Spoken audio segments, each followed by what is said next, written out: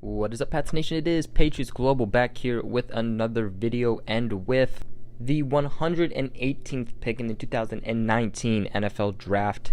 That is in the 4th round. The Patriots select guard Hjalte Froholdt. The NFL has him graded as more of an NFL backup, so not necessarily a starter, but at the same time, you cannot always listen to how, the NFL draft profiles have them doing, because that will not determine their entire careers. He's coming out of Arkansas.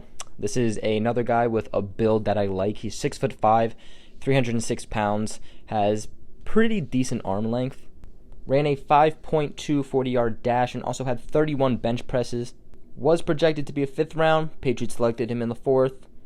I mean, it's just what they do. Obviously, they see a little something in him that they selected him in the 4th. He is mostly lined up at that guard position, but a move to center might have him at his best shot at a pro in the NFL. He has good power to absorb and neutralize at the point of attack, but there just aren't enough wins as an inline blocker due to his lack of push. He also struggles to protect his edge through foot quickness or functional power, and he should be able to get the help he needs if he were to play center. Due to his ability to play both guard and center, that will strengthen his case to become more of a solid backup, someone who can really come in and play whenever is needed. Some people might be confused on this pick, why they got him. I mean, they selected that offensive tackle, and then right after they got this offensive guard. Obviously, offensive tackle was more needed than offensive guard, so most people might be wondering. Well, the most obvious thing here is depth. You can never build enough depth at the offensive line. It is one of the most important parts on an NFL team, especially when you have an aging quarterback, especially to get the run game going. You really need that. Next is because he's very versatile. Like I said, he has that ability to play center. He has that ability to play guard. So if David Andrews goes down, if one of the guards goes down, Shaq Mason, Joe Thuney, this is a guy you can plug in.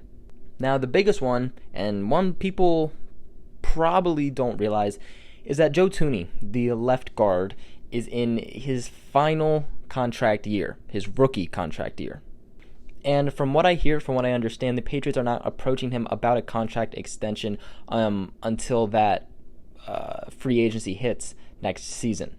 And he's a guy that has played every game since becoming a New England Patriot. He's extremely healthy. He's done a pretty dang good job. And so the Patriots might not be able to keep him. Obviously, we don't know. Obviously, time will tell. But it's rather to be safe than sorry and start trying to find a replacement at that guard position just in case. Now, some things that you guys should like about this guy, some things to really look at, is that he can take reps again, pretty much all over the offensive line. He operates with adequate pad level as an interior blocker. He has a long torso and short legs to provide lower center of gravity. He also has a very strong core for plus contact balance.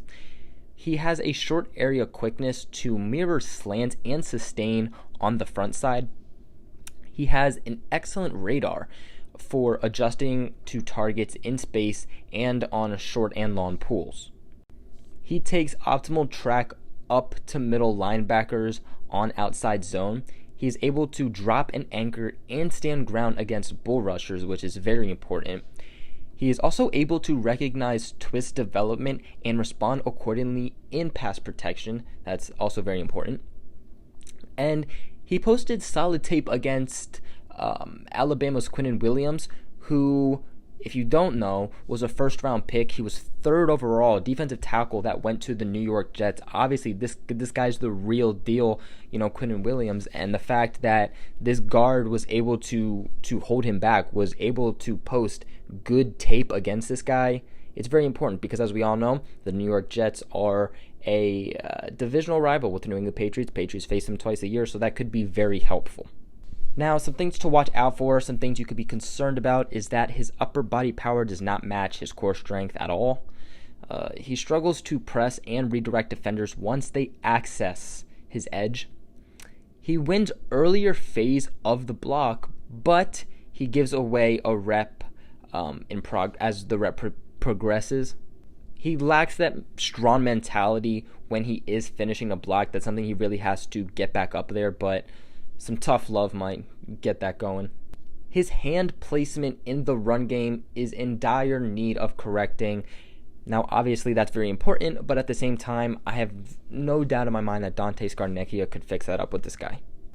He loses leverage and sustain potential when his hand land high and slide off the pads.